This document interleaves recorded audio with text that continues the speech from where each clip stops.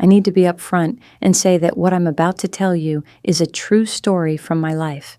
It's hard to talk about, but it's important that I do. The air in the lawyer's office on Broad Street was so thick with the smell of old paper and my stepmother's Chanel No. 5, I could barely breathe. We were gathered around a sprawling mahogany desk to hear my father's last will and testament, but the verdict was already on Caroline's face. A smug, serene little smile as the lawyer read the line that detonated my world. And to my only daughter, Eliza, I leave the sum of $1 for reasons she understands all too well. He pushed the single, crisp bill across the polished wood, and in that silent, suffocating room, it felt heavier than all the gold in Charleston. If you genuinely enjoy our stories, please subscribe to the channel, tell us where you're from, and what time it is right now. It's always fascinating to know how far our story flows. My father, Richard Thorne, was Charleston. Not just a part of it, he was it. His family had been shipping merchants since before the Revolution, their name etched onto hospital wings and university libraries. He was a man of quiet dignity, immense pride, and a deep, abiding love for the traditions that shaped our city. Growing up, I was his shadow. We'd spend Saturdays navigating the salty air down at the city marina, his hand on my shoulder, as he taught me the difference between a sloop and a schooner. He taught me how to find constellations in the humid summer sky from the porch of our family home on South Battery, a grand old sentinel of a house that had weathered hurricanes and wars. He was my anchor, my hero. Then came Caroline. She drifted into his life 5 years ago, a decade younger, with a smile as bright and brittle as spun sugar, and eyes that saw everything in terms of its value. My father was recently widowed and lonely. She was a real estate agent who specialized in historic properties and, apparently, their grieving owners. I tried to like her, I truly did. But there was a coldness to her, a transactional quality that set my teeth on edge. Every compliment she gave felt like an appraisal. She'd admire a family heirloom, a silver tea service from the 1800s, and her gaze would linger just a second too long, as if she were calculating its auction price. Our relationship, my father's and mine, began to fray. Phone calls I made would go unanswered, only to be returned hours later by Caroline, her voice dripping with saccharine concern. "Oh, Eliza, honey, your father's just resting now. He gets so confused lately. You know how it is." She made it sound like I was a burden, my calls an agitation. When I drove down from Charlotte for his birthday, she met me at the door with a pained expression, telling me he wasn't up for visitors, that he'd had a tiring morning. I could hear his favorite classical music playing inside, could smell the pipe tobacco he always smoked in his study. But the door remained a barrier between us, with her as its smiling, perfectly coiffed gatekeeper. The visits became less frequent, the calls more strained. She was an expert at insulation, wrapping him in a cocoon of her own making, telling him what he needed, who he should see, what he should think. She'd answer his emails, manage his finances, and always, always position me as the difficult, distant daughter who just didn't understand what was best for him. The last time I saw him alive was through the window of his study. I'd driven down unannounced, a desperate attempt to break through the wall she'd built. He was sitting in his favorite wingback chair, staring out at the garden, a vacant look in his eyes. Caroline appeared at the window, her expression hardening when she saw me. She pulled the heavy damask curtains shut, and the last image I have of my father is his silhouette disappearing into darkness. 2 weeks later, he had a massive stroke. He was gone before I could even get to the hospital. And now, here I was, in the office of a lawyer I didn't recognize, a man Caroline had clearly hired, being handed a $1 bill as my inheritance. The no contest clause was the next dagger. Should any beneficiary contest this will, the lawyer read in a dry monotone, their share shall be revoked and revert to the residual estate. It was a trap, a dare. The residual estate, of course, all went to his beloved wife, Caroline Thorne. That included the house on South Battery, the investment portfolio worth millions, the art collection, everything. He had left me $1 and a threat. Caroline didn't even look at me. She just gave a delicate, theatrical sniffle and dabbed a silk handkerchief at her perfectly dry eyes. Richard was very clear about his wishes, she said, her voice a pitch-perfect imitation of a grieving widow. He was so hurt that you never came to see him at the end, Eliza. The lie was so audacious, so breathtakingly cruel, that it left me speechless. I looked at the dollar bill in my hand. George Washington's face, looking up at me with what felt like pity. My father, the man who taught me to read using the inscriptions on historical markers downtown, the man who had held me on his shoulders to watch the tall ship sail into the harbor, had not done this. The man I knew was gone long before his heart stopped beating. Someone else had held that pen, and she was sitting right across from me, smiling her serene, victorious smile. My grief was a cold, hard knot in my stomach, but something else was taking root beside it, a seed of pure, unadulterated rage. She thought she had won. She thought it was over, but I knew with a certainty that chilled me to the bone that this was just the beginning. The lawyer cleared his throat, shuffling papers to fill the silence. "Ms. Thorne," he said, nodding to me as if I were a stranger, "that concludes the reading." I stood up, my legs shaking, but I held Caroline's gaze. Her smile faltered for just a fraction of a second. She saw it in my eyes. She knew. This wasn't an ending. It was a declaration of war. I walked out of that law office on Broad Street and into the blinding Charleston sunlight, the single-dollar bill clutched in my fist so tightly it crumpled. The sounds of the city, the clop of a horse-drawn carriage, the distant clang of a harbor bell, were muted as if I were underwater. My mind was a maelstrom of shock and a grief so profound it felt like a physical injury. But beneath it all, the rage simmered. Caroline's words echoed in my head. He was so hurt that you never came to see him. The lie was her masterpiece, the final brushstroke on the canvas of deception she had been painting for 5 years. I drove, not back to my small apartment in Charlotte, but instinctively towards the places that were his, that were ours. I parked near the Battery and walked along the seawall, the salt spray misting my face. I looked out at Fort Sumter, a dark shape in the harbor, a place he'd taken me 12 times, telling me stories of defiance and endurance. It was here that I let the first wave of tears come, hot and furious. It wasn't just about the money, it was about the erasure. She had not only taken my father's assets, she had stolen our history, rewritten our story with me as the villain.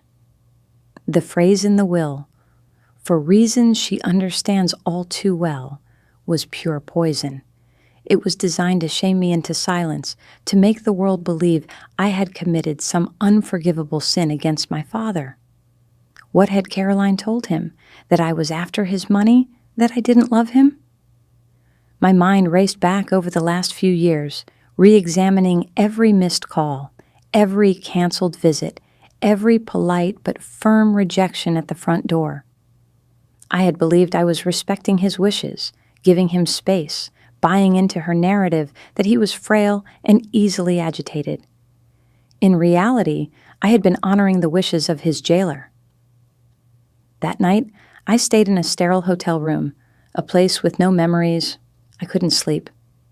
I just stared at the ceiling, the scene in the lawyer's office playing on a loop, the smug tilt of Caroline's head, the finality in the lawyer's voice, the crisp, insulting dollar. That dollar was the key. It wasn't an oversight, it was a deliberate legal maneuver. Leaving me nothing might have opened the door to a challenge, suggesting he had forgotten me. Leaving me $1 was an explicit, calculated act of disinheritance. It was meant to be legally ironclad. It was meant to be the end. But what if it wasn't? What if it was a clue? My father was a meticulous man. He cross-referenced his grocery lists. He organized his library by the Dewey Decimal System. He would never have signed something so cruel, so sloppy in its malice, unless he wasn't himself. The question was, could I prove it? The next morning, I did something I hadn't done in over a year. I drove to the house on South Battery. It felt like approaching a foreign country. I parked across the street and just stared at it. The grand white columns, the sweeping piazzas, the perfectly manicured garden he had been so proud of. It was all hers now. I saw her car, a new Mercedes convertible, parked in the drive where his old, reliable Volvo used to be.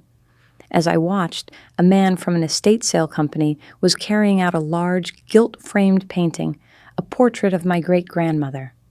My breath caught in my throat. It had hung in the foyer for a century. My father had once told me it was the soul of the house. Caroline was liquidating my family's history. She wasn't just moving in, she was purging the house of us. Of me. That was the moment the grief receded and the cold, clear resolve solidified. This wasn't just about a will. This was about saving my father's legacy from the woman who was trying to erase it. I knew I couldn't do it alone. I needed a lawyer, but not some slick, high-powered Charleston blue blood who played golf with Caroline's attorney. I needed someone hungry, someone who saw a fight, not a billable hour. I found her in a small office above a bakery in the less fashionable part of King Street. Her name was Sarah Jenkins. Her online profile said she specialized in complex estate litigation, which sounded impressive. Her office was cluttered, smelling faintly of old coffee and cinnamon from downstairs. Sarah was maybe a few years older than me, with sharp, intelligent eyes and an air of perpetual impatience. She listened to my entire story without interruption, her expression unreadable. I told her everything, about Caroline's slow takeover, the blocked calls, the canceled visits, the final humiliating scene at the will reading. When I finished, I placed the crumpled dollar bill on her desk between us. She stared at it for a long moment. "A dollar out clause," she said, her voice dry, "and a no contest provision. It's a classic squeeze play, designed to make a challenge financially and emotionally impossible. You contest and lose, you don't even get your dollar." But he wasn't himself, I insisted, my voice cracking. She isolated him. I think she drugged him. Sarah leaned back in her chair, her eyes narrowing. "You think? Or you can prove. Suspicion doesn't hold up in probate court, Eliza. Judges hate overturning a person's last will. They see it as rewriting a dead man's final words. You need a mountain of evidence to prove undue influence. You need to show that your father's free will was so completely overpowered that the will became the will of Caroline, not his. So what do I need?" I asked, desperate. "Everything," she replied, her gaze intense. "We need medical records. We need to see if his diagnosis coincided with her bringing in a new lawyer. We need financial statements to see if she was spending his money before he died. We need to talk to his friends, the household staff, anyone who saw them together in those final years. We need to find a crack in the fortress she built around him." She paused, her eyes fixed on mine. "This will be a war, Eliza. Caroline and her lawyers will paint you as a greedy, estranged daughter. They will dredge up every argument you ever had with your father. They will try to break you. It will be expensive, and it will be ugly. Are you ready for that?" I thought of that painting of my great-grandmother being carted away like junk. I thought of the curtains closing on my father's silhouette. I thought of Caroline's triumphant, pitying smile. "Yes," I said, my voice steady for the first time in days. "I'm ready." Sarah nodded slowly, a faint, almost imperceptible smile touching her lips. "Good," she said, picking up the dollar bill, "because I think she made a mistake. She was so focused on humiliating you, she got arrogant." She held up the bill. "This isn't just an insult, Eliza. It's proof of intent, and we're going to use it to burn her whole world to the ground." The first few months were a slow, frustrating crawl through a desert of legal bureaucracy. Caroline's lawyers, a prestigious firm named Hayworth and Crane, fought us at every turn. They filed motions to quash our subpoenas, claimed every document was protected by marital privilege, and painted Sarah as an ambulance chaser and me as a gold digger. Their official response to our initial petition was a masterpiece of condescending legalese, essentially stating that Richard Thorne was a brilliant, sharp-minded man who had simply grown tired of his daughter's lack of familial devotion and had wisely chosen to leave his estate to his loving, devoted wife. They made it sound like I was contesting a sacred text. Sarah warned me this would happen. "It's the Stalin bankrupt strategy," she explained over coffee one morning, our table littered with documents. "They know we're working on a contingency fee. They want to drag this out, bury us in paperwork, and bleed us dry until we give up." But Sarah was a bulldog.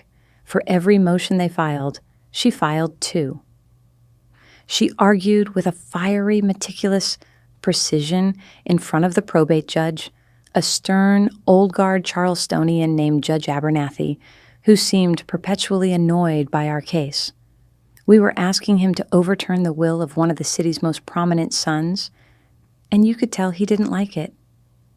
Our first small victory came when the judge, with visible reluctance, granted us partial access to my father's medical records from the last 2 years of his life. The files were thick, dense with clinical notes and test results. We spent a week poring over them in Sarah's office, fueled by coffee and stale pastries. At first, it seemed like a dead end. There was the initial diagnosis of mild cognitive impairment, followed by notes on his physical decline after a series of small strokes. It all seemed to track with what Caroline had told people. But Sarah noticed something I had missed. "Look at the dates," she said, tapping a page with her pen. "Here's his MCI diagnosis. 3 days later, what happens?" I looked at another document we'd fought for weeks to get, a record of changes to his legal power of attorney.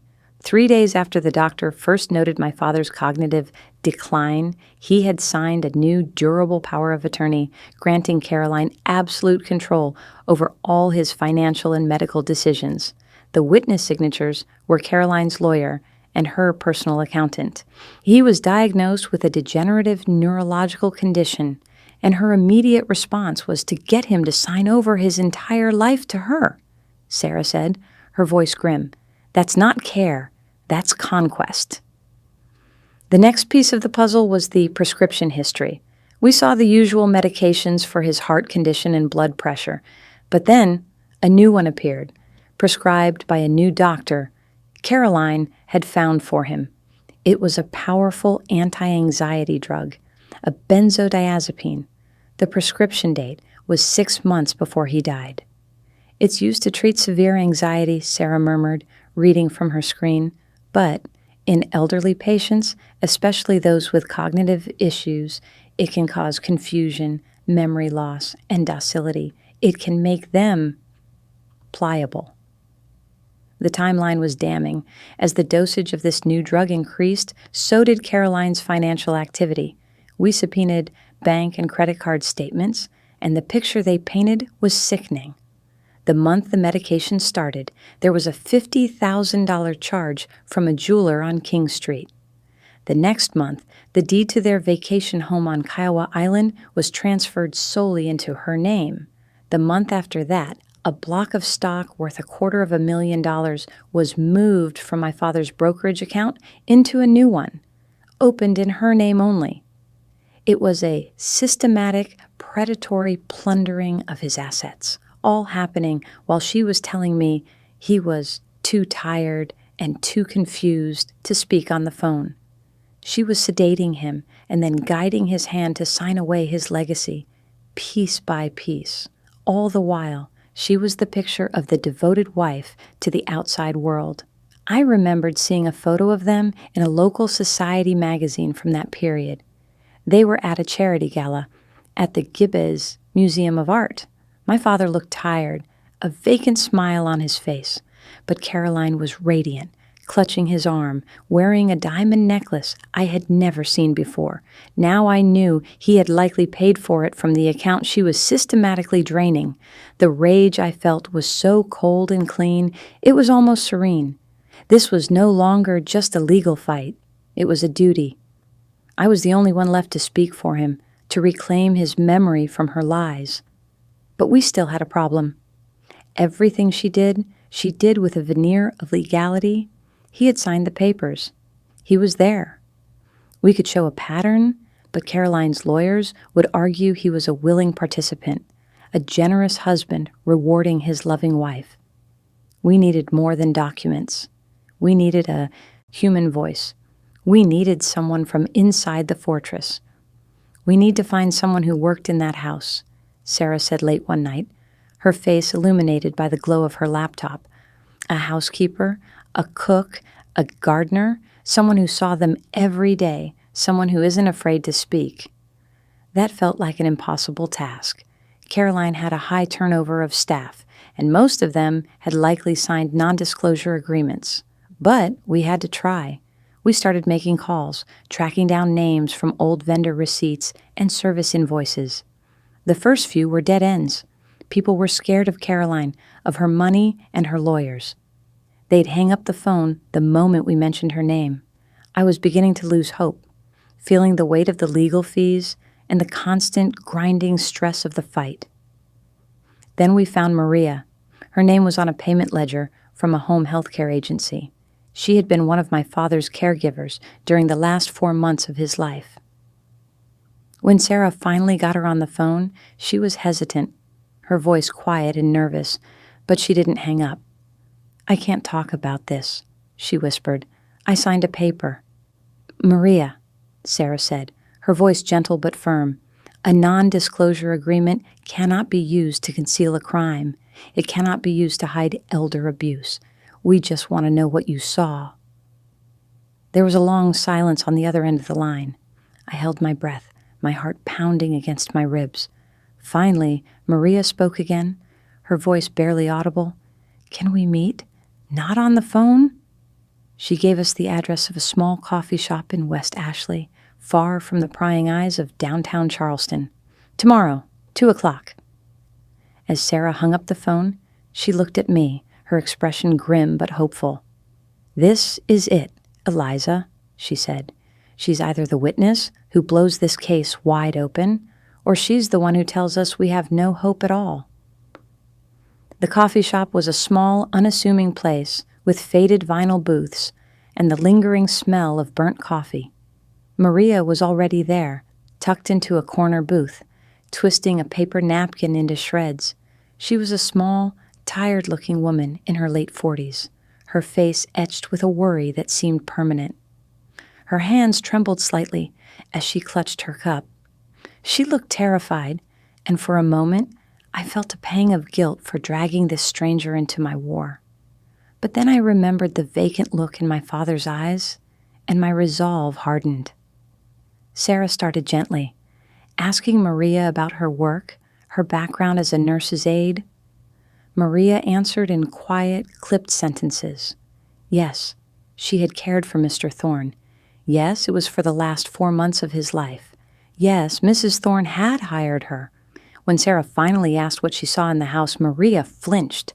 "She was very particular," Maria said, choosing her words carefully. "She had a schedule for everything, his medicine, his meals, his naps."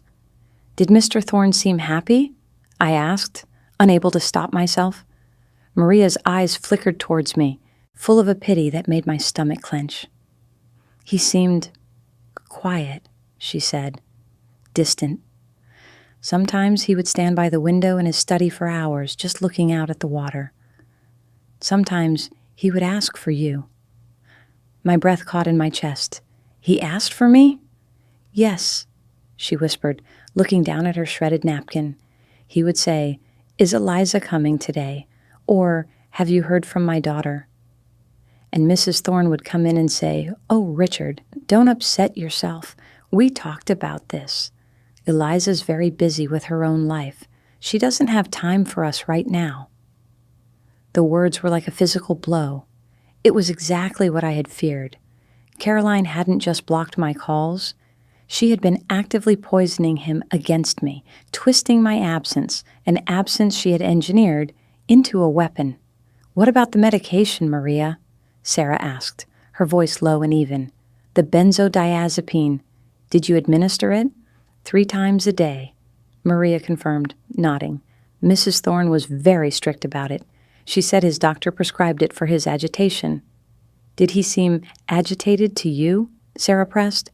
Maria hesitated, her gaze darting towards the door. "No," she finally said, her voice barely a whisper. "He seemed sad. The medicine just made him sleepy, confused. It was harder for him to talk after he took it. He would just sit in his chair and drift." She paused, taking a shaky breath. "The worst part was the papers." "What papers?" I leaned forward, my hands flat on the table. "Legal papers," Maria said. "Her lawyer would come over. This man, Mr. Hayworth. He'd bring a big briefcase full of documents. Mrs. Thorne would give Mr. Thorne his medicine about a half hour before he arrived. Then she would take him into the study, and Mr. Hayworth would spread the papers on the desk." Maria's eyes filled with tears. His hand shook so much. He couldn't hold the pen right. She would put her hand over his. She would say, "Just here, darling. Just sign your name right here for me." I saw her guide his hand. He didn't even seem to be reading what he was signing. He just did what she said. This was it. This was the smoking gun. The image of Caroline's hand covering my father's, forcing his signature onto a document that would strip me of my birthright, was so vile, so monstrous. It made me feel sick. Sarah reached across the table and put a hand on Maria's arm. "Maria, would you be willing to testify to this in court? To tell a judge what you just told us?" Maria looked up, her face a mask of fear. "She'll ruin me," she whispered. She told me when I left that if I ever spoke about what I saw in her house, she would make sure I never worked as a caregiver in this state again. I have a family. I have kids. "She is counting on your silence," Sarah said, her voice steely. "That's how people like her win. They isolate, they intimidate, and they count on good people being too afraid to stand up to them. We will protect you. I will file for a protective order. She won't be able to touch you." I looked at this woman, a stranger who held the key to my father's legacy in her trembling hands. I saw her fear, and I understood it. But I also saw a flicker of defiance in her eyes, the same spark of outrage I felt. "She didn't just do this to me, Maria," I said softly. "She did it to him. She stole his voice. You're the only one who can give it back to him." Maria was quiet for a long time, staring into her cold coffee. The silence stretched on, thick with the weight of her decision. The fate of my entire case, my entire family history, rested on this one woman's courage. Finally, she looked up, first at Sarah, then at me. She took a deep, shuddering breath and nodded. "Okay," she said, her voice small but firm. "I'll do it." The relief was so immense, it almost brought me to my knees. We had our witness. The fortress Caroline had built around my father was about to come crumbling down. As we left the coffee shop, Sarah put a hand on my shoulder. "They won't see this coming," she said, a grim smile on her face. "They think they're fighting a grieving daughter. They have no idea they're about to go up against the truth." But as we prepared for the court battle, I knew Caroline wouldn't go down without a fight. She would use every dirty trick, every lie, every ounce of her considerable power to crush us. We had a sword now, but she still had a shield of money, power, and influence. The real war was about to begin. The moment we filed our motion to depose Maria, all hell broke loose.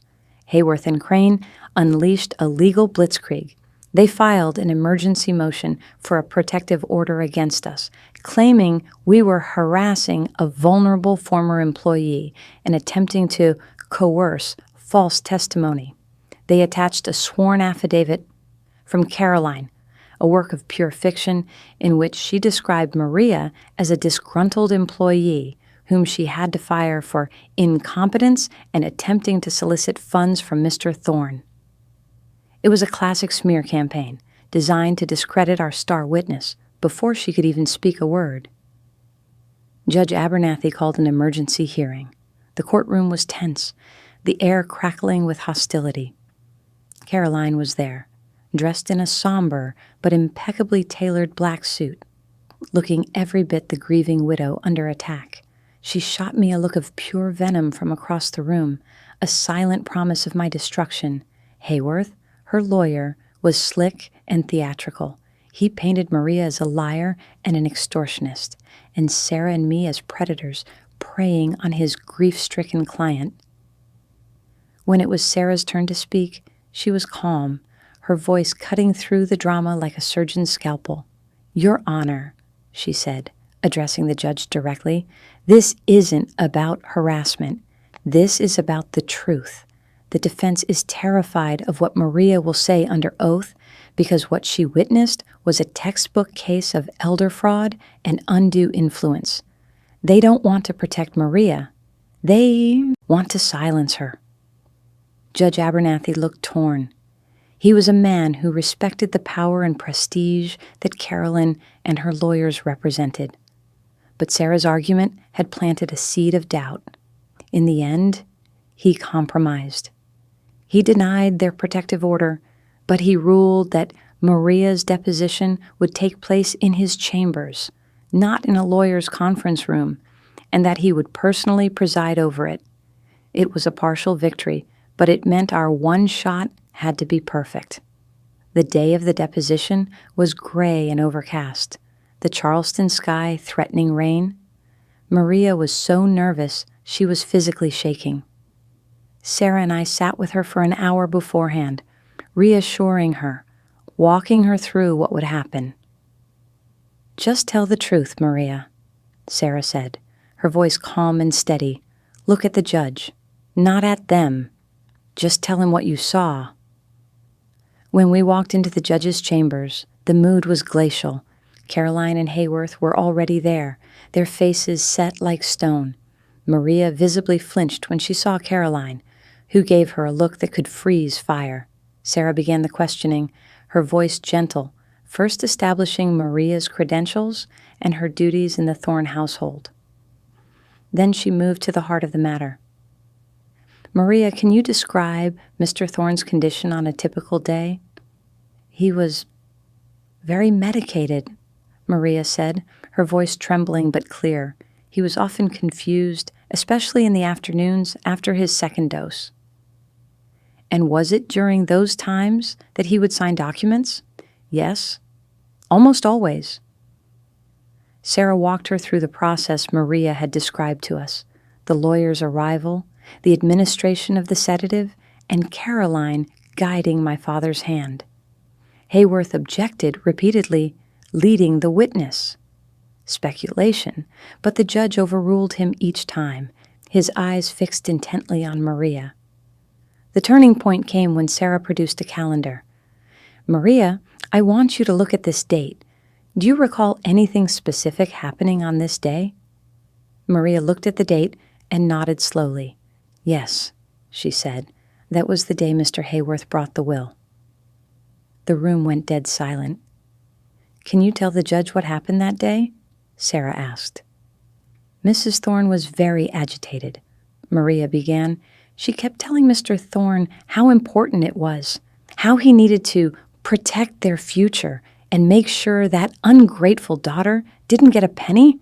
Hayworth shot to his feet. "Objection! Hearsay!" "It goes to showing state of mind, Your Honor," Sarah countered coolly. "Sit down, Mr. Hayworth," the judge grunted. His gaze was now locked on Caroline, whose mask of serene composure was beginning to crack. "Continue, Miss Garcia," the judge said to Maria. "She gave him an extra pill that morning," Maria whispered, her eyes filling with tears. "She said he was anxious, but he wasn't. The pill made him so groggy he could barely sit up straight. When it was time to sign, he dropped the pen twice. Caroline picked it up. She held his hand, the pen in it, and moved it across the page. He didn't say a word. Afterwards, he just fell asleep in his chair." Caroline let out a strangled gasp. "She's lying. She's a pathetic lying—" "That's enough, Mrs. Thorne," the judge thundered, his voice echoing in the chamber. He looked at Caroline, his expression one of profound disgust. The veil had been lifted. He no longer saw a grieving widow. He saw a predator. Hayworth tried to salvage the situation during his cross-examination, attempting to twist Maria's words and poke holes in her memory, but the damage was done. Maria's testimony was simple, consistent, and devastatingly believable. She wasn't an accuser. She was a witness to a quiet, terrible crime. The judge ended the deposition abruptly. He looked from Caroline to her lawyer, then to Sarah and me. "I've heard enough," he said, his voice heavy. "Trial is set for 6 weeks from today." Walking out of the courthouse, I felt a surge of adrenaline. We had done it. We had broken through. But Sarah was more circumspect. "This was a major victory," she admitted. "But don't celebrate yet. Now she's cornered, and a cornered animal is the most dangerous." She was right. 2 weeks later, we got their settlement offer. It was insulting. They offered me $50,000 in exchange for dropping the lawsuit and signing an ironclad NDA that would forbid me from ever speaking about my father or Caroline again. Attached was a note from Hayworth. "This is a one-time charitable offer to avoid the unpleasantness of a public trial, which will only serve to further tarnish your father's memory and your own reputation. I urge you to accept it." They were trying to buy my silence, to pay me off with a fraction of what was mine, and in return, I would have to let her get away with it all. I looked at the offer, then at Sarah. "Tell them to go to hell," I said.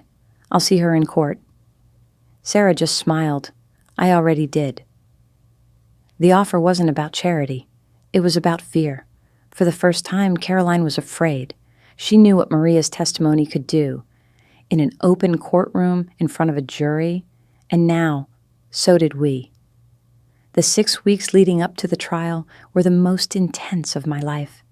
Caroline's legal team, now in full panic mode, threw everything they had at us. They filed motions to have Maria's testimony thrown out. They tried to get the judge recused, claiming he was biased. They even hired a private investigator to dig up dirt on me, trying to find anything, an old speeding ticket, a disgruntled ex-boyfriend, that they could use to paint me as unstable or untrustworthy. It was a war of attrition designed to exhaust our resources and our spirits. But with every desperate move they made, Sarah grew more confident. "This is what they do when they have no case on the merits," she told me. "They attack the people." We spent our days and nights preparing. We deposed Caroline, an experience that was like trying to nail Jell-O to a wall.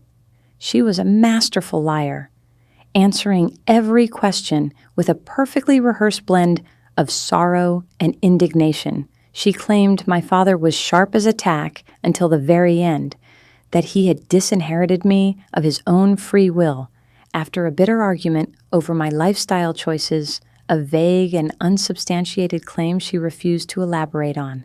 She denied everything Maria had said, portraying her as a fantasist. But under Sarah's relentless, precise questioning, cracks began to show. She couldn't keep her dates straight regarding my father's diagnosis. She got flustered when asked about specific financial transactions, claiming they were gifts from a generous husband. By the end of her deposition, her composure was frayed, the mask of the perfect widow replaced by the pinched, angry face of a cornered con artist. Our case was built on a 3-pronged attack. First, the medical evidence. A respected neurologist we hired as an expert witness would testify about the effects of the benzodiazepines on a person with my father's cognitive condition, explaining how it could make someone susceptible to influence. Second, the financial evidence. A forensic accountant had traced the methodical transfer of assets, showing how it accelerated in perfect sync with my father's medical decline. And third, the human story. Maria's eyewitness account, the emotional core that would tie all the pieces together. The day the trial began, the Charleston County Courthouse was buzzing. The case had become local news, a salacious story of old money, a young widow, and a disinherited daughter. Walking into that courtroom felt like walking into an arena. Caroline was already there, seated beside her lawyer, looking fragile and wronged. She had dressed for the part, in muted colors, a simple string of pearls, her wedding pearls, the papers would later report, at her throat. The jury was a cross-section of Charleston County, a retired teacher, a young IT professional, a shrimp boat captain, a stay-at-home mom. Ordinary people who would have to decide the fate of an extraordinary fortune. Sarah's opening statement was a masterclass in storytelling. She didn't talk about money. She talked about a father and a daughter, about trust and betrayal. She painted a picture of my father as a proud, loving man who had been rendered helpless by illness and then systematically isolated and exploited by the one person he should have been able to trust. This is not a case about a will, she concluded, her voice ringing through the silent courtroom. This is a case about a theft. Not the theft of money, but the theft of a man's final voice. When Hayworth gave his opening, it was all smoke and mirrors. He portrayed me as a disaffected daughter with a sense of entitlement who had abandoned her father in his time of need and had come crawling back after his death with her hand out. He described Caroline as a veritable angel of mercy, a devoted wife who had sacrificed her own life to care for her ailing husband. It was a compelling performance, but it was built on a foundation of lies. The first few days of the trial were a dry but crucial presentation of the medical and financial evidence. Our experts laid out the timeline, the drug interactions, the suspicious money transfers. The paper trail was undeniable. You could see the jurors leaning forward, taking notes, the initial skepticism on their faces being replaced by focused interest. But the real drama began when Maria took the stand. She was terrified, but she held her composure. In a quiet but steady voice, she told the jury everything she had told the judge. She described Caroline mocking my father's memory lapses, of her yelling at him when he was confused. She recounted the day the will was signed, her voice cracking as she described Caroline physically moving my father's hand across the paper. "He looks so tired," Maria whispered, tears streaming down her face. "He just wanted it to be over." Hayworth's cross-examination was brutal. He attacked her character, her professional history, her memory. He tried to twist her words, to confuse her, to make her seem like a liar. But Maria held firm. "I am telling you what I saw with my own eyes," she repeated, her voice gaining strength with each denial. "I was there." When she stepped down from the stand, I knew she had won them over. You could see it in the jury's eyes. They saw the truth in her tears. The final witness was me, stepping into the witness box, my heart hammered against my ribs. All I could see was Caroline, staring at me with pure, unadulterated hatred. Sarah's questions were simple, designed to let me tell my story. I talked about my father, about our relationship before Caroline. I read old letters he had sent me, full of love and pride. Then I had to recount the painful story of our estrangement, of the blocked calls and canceled visits. Hayworth's cross-examination was personal and cruel. He brought up every missed birthday, every holiday I'd spent with my ex-husband's family instead of in Charleston. twisting every detail to fit his narrative of me as the ungrateful child. "Isn't it true, Ms. Thorne," he sneered, "that you're only here today because your father finally cut you off from the family ATM?" "No," I said, my voice shaking but clear. "I'm here because my father would never have willingly signed a document that described me as a daughter he didn't love. The man who wrote that will was not my father. It was a ghost, a puppet whose strings were being pulled by that woman right there." I pointed directly at Caroline. A gasp went through the courtroom. Caroline's face went white with fury. The judge banged his gavel. It was the climax of the trial. The closing arguments were a summary of everything we had fought for. Hayworth's was full of bluster and personal attacks. Sarah's was quiet, powerful, and rooted in the evidence. She ended by holding up the crumpled dollar bill, which had been entered as evidence. "This dollar was meant to be an insult," she told the jury, "a final act of cruelty to silence Eliza Thorne forever. Instead, let it be a symbol of the truth that was almost buried, a symbol of a daughter's fight for her father's honor. Fine for Eliza. Give him his voice back." The jury was out for less than 2 hours. The wait was agony. When they filed back in, the silence in the courtroom was absolute. I didn't dare to breathe. The foreman, a middle-aged man with kind eyes, handed a paper to the clerk. He couldn't look at us. The clerk cleared her throat and read the verdict. "On the matter of the petition to invalidate the last will and testament of Richard Thorne, we the jury find in favor of the petitioner, Eliza Thorne." A wave of sound and light washed over me. I vaguely heard Sarah cheering, felt her arms around me. I looked over at the defense table.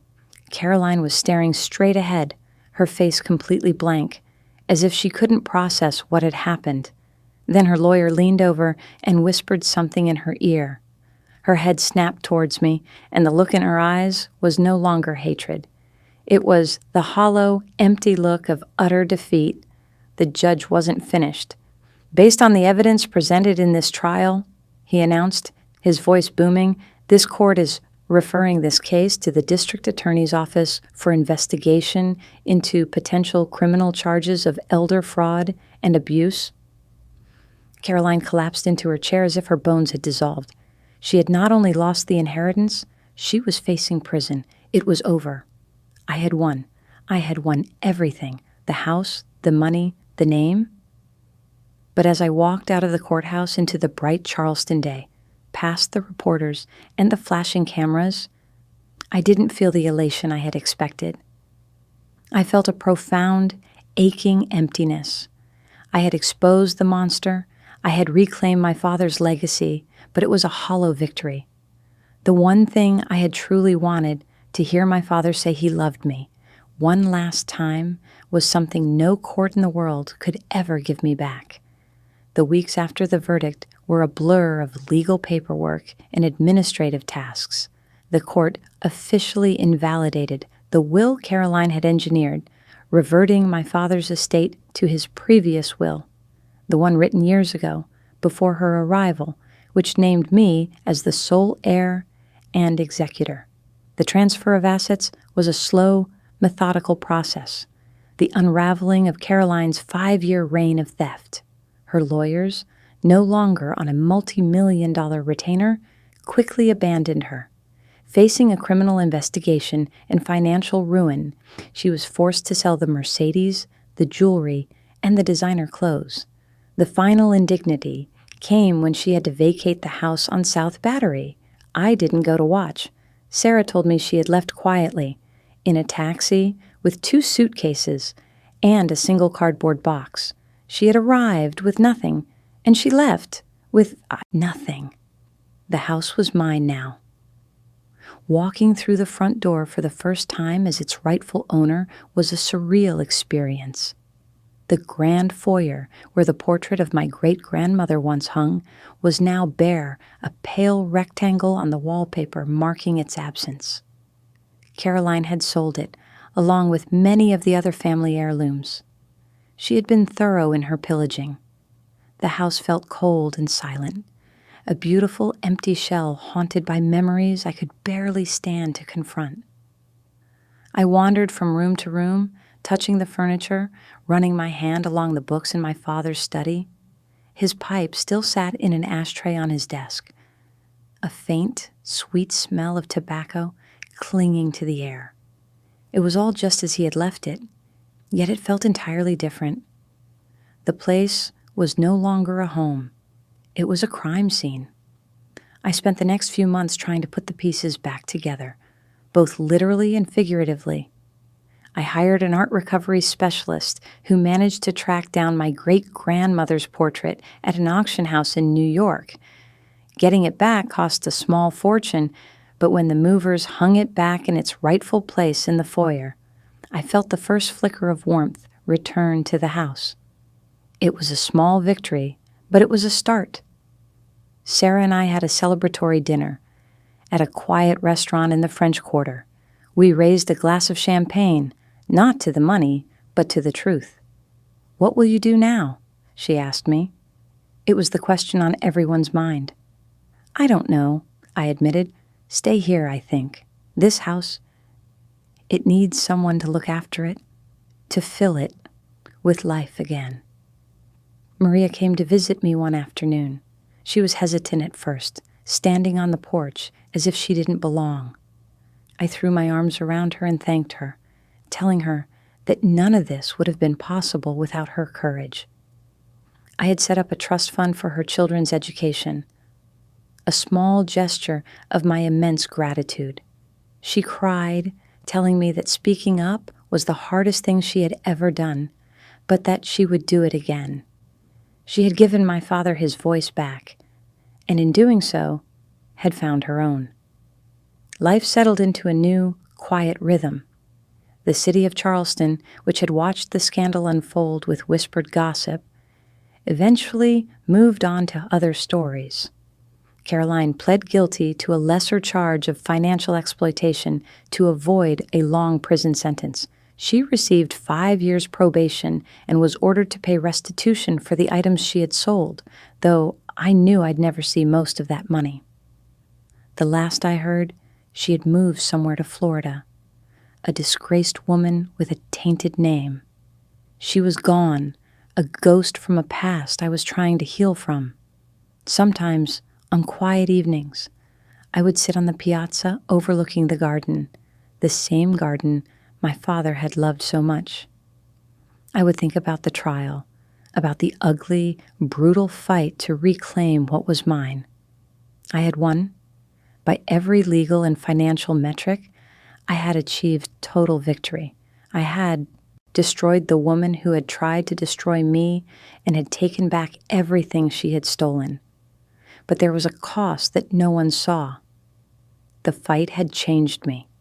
The grief and vulnerability had been burned away, replaced by a hard, cynical resolve I didn't always recognize. Vengeance had been my singular focus for so long that I wasn't sure who I was without it. One day, while cleaning out my father's desk, I found a small locked box I'd never seen before. I found the key in a hidden drawer. Inside, there was a stack of old photographs of my mother, and beneath them, a single folded letter. It was in my father's handwriting, but it was weak and shaky. The date on it was from 3 weeks before he died. My heart pounded as I unfolded it. It wasn't a letter. It was just a few sentences, barely legible. "My dearest Eliza," it read, "she watches me. I can't call. I am not myself. Remember the constellations. I love you." That was all. A desperate message in a bottle, a final garbled flare, sent up from the fog he was trapped in. He had been in there all along, trying to reach me. The tears I had held back for so long finally came. A storm of grief, not for what I had lost, but for what had been stolen from us both. A final goodbye. I had won his house, his money, his name. Everything but the one thing I went to war for. A final conversation. Nahid.